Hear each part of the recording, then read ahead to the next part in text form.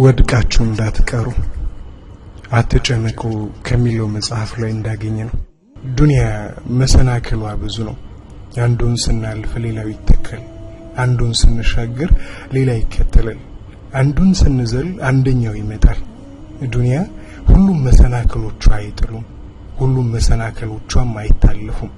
ብዙዎቿን እናልፍ ይሆናል። አንድ ነገር ግን አንድ ቀን ግን ካንዱ ላይ የምንወድቅበት ሁኔታ ይኖራል። ከውድቀት ሁሉ የሚከፋው በኃጢአት መውደቅ ነው። ካወዳደቅ ሁሉ አስፈሪው ደግሞ ወድቆ መቅረት ነው። እናም ወድቀህ እንዳትቀር ወዳጄ፣ ወድቀሽ እንዳትቀር እህቴ።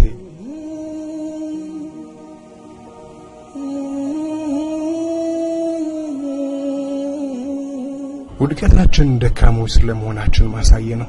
ሽንፈታችን ስጋ ለመሆናችን ማስረጃ ነው። ድካም፣ ሽንፈት፣ ዝለት የኛ ባህሪ ነው። ስተት፣ ድልጠት፣ መንሸራተት አምደኛ ነው። ችልታ፣ ዝንጋቴ፣ መርሳት ሰውኛ ነው። አላህ ካረዳን በስተቀር ትንሿን መሰናክል ለማለፍ እንኳን አቅም የለንም። ትንሿ ከፍታም የመዝለል ጉልበት የለንም።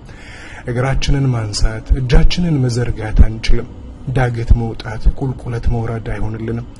አሁን ሰውነንና እንወድቃለን። መገረም ያለብን በመውደቃችን ሳይሆን ከወደቅንበት ለመነሳት ባለመፍጨርጨራችን ነው። የወደቅን ቀን ከኛ የሚጠበቀው ለመነሳት መጣር ነው። ጭቃ ላይ የወደቀ ሰው ለመነሳት እንደሚታገለው መታገል ነው። አምዳችን ማራገፍ ነው። ጭቃችንን መታጠብ ነው። አመት እስከ አመት ብንወድቅ እንኳ የዘውትር ስራችን ይኸው መሆን አለበት። ማንበብን መማር የሚፈልግ ሰው በደንብ ማንበብ እስኪችል ድረስ ይታገላል። በንባብ ጎዳና ውስጥ እስኪያልፍ ብዙ ይጥራል። ህይወት እንደ ንባብ ናት። በደንብ እስክታነባት ድረስ አትልቀቃት። አልችልም፣ ዋጋ የለኝም ብለህ ተስፋ አትቁረጥ።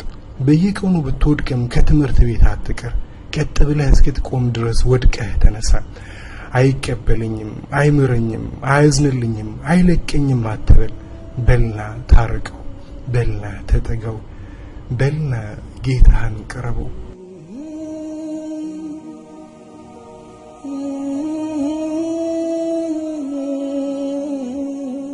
እርግጠኛ ነኝ ሁላችሁም በሁኔታችሁ ደስተኛ አይደላችሁም። ኃጢአት በሰራችሁ ቁጥር ቁጭታችሁ ከባድ ነው። ወደ ውስጥ የሚፈሰውን እንባችሁም ብዙ ነው። ያ ነው ጸጸት ማለት። ጸጸት ማለት ንስሐ ነው። ንስሐ ማለት ደግሞ ያላችሁበት ሁኔታ ላስደስታችሁም ነው። በሁኔታችሁ አፈራችኋል ማለት ነው። ከአምላካችሁ ጋር ትስስራችሁ እንዲቋረጥ አትፈልጉም ማለት ነው። እናም ይህ ከሆነ ስሜታችሁ ኑ ወደ ጌታችሁ፣ ኑ ወደ አምላካችሁ፣ ኑ ወደ አዛኛችሁ። ያለ አንዳች ፍረት ተመለሱ፣ ያለ ምንም አንገራገር ኑ። ኃጢአቶች ሸክሞቻችን ናቸው። ወንጀሎች ዕዳዎቻችን ናቸው። ጥፋቶች በደሎቻችን ናቸው። ጥሰቶች ቁስሎቻችን ናቸው። ተሸክመናቸው ወደ አላህ የመጣን እንደሆነ እርሱ ያራግፍልናል፣ ዕዳችንን ይሰርዝልናል፣ በደላችንን ይምረናል፣ ቁስላችንን ያብስልናል፣ በሽታችንን ያክመናል። እስልምና ቂመኛ ሃይማኖት አይደለም። ሰው ከስተቱ ከተመለሰና ከተጸጸተ የድሮ ፋይሉን ይዘጋል። መዝጋት ብቻ እኮ አይደለም፣ ያለፈን ጥፋትና ክፋት ሁሉ ይሰርዛል፣ የቆየን ሁሉ ይረሳል። ሰላት፣ ዘካ፣ ጾም ያለፉትን ወንጀሎች ሁሉ ይሰርዛሉ። መልካም ስራዎች መጥፎችን ያብሳሉ፣ ተከታትለው ያጠፋሉ። ተጸጽተን ወደ እርሱ ከተመለስን በኋላ አምላካችን በድሮ ታሪካችን አይወቅሰንም፣ ያለፈ መዝገባችንን አያነሳም፣ የድሮ ክሳችንን አይቆሰቁስም። ስተታችንን አምነን ከተቀበልን በኋላ ጊዜ ጠብቆ አይከዳንም። እንዲህ ነበርክ፣ እንዲህ አደረግክ አይለንም።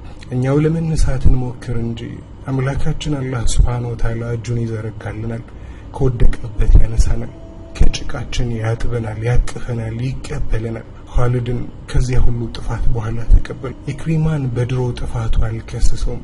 ጌታችን እንዲህ ነው፣ ጥሪው ለፍቅርና ለምህረት ነው።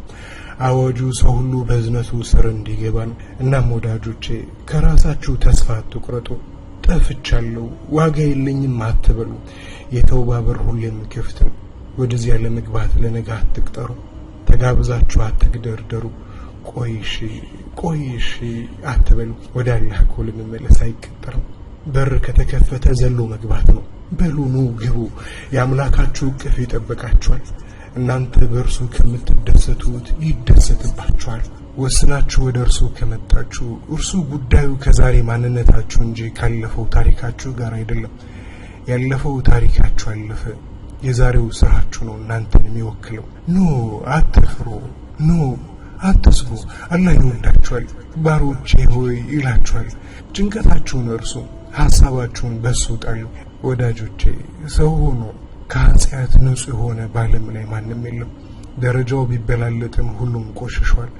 ከፊሉ እስከ አንገቱ፣ ሌላው እስከ ወገቡ፣ ሌላው እስከ ጉልበቱ ተነክሯል። ስለዚህ ቆሽሸናል ብላችሁ አትፈሩ። ወድቆ የመቅረትና በዚያው የመረሳት ሐሳብ አትያዙ። ፈጽሞ ወድቃችሁ አትቅሩ። እየተጠራችሁ ነውና በሉ ከዝሙት መንደር ውጡ፣ ከውሸትና ከሌብነት ጎጆ ውጡ፣ ባላህ ከማጋራት ጨለማ ውጡ፣ ከጠንቋይ ቤት ውጡ፣ ከሱስ ቤት ውጡ። እየጠበቃችሁ ነውና ኑና ታጠቡ። ሂዱ ወደ ቤቱ፣ ሂዱ ወደ ጉያው። እሱ ይቅር ባይ አዛኝ ነውና። አላህዬ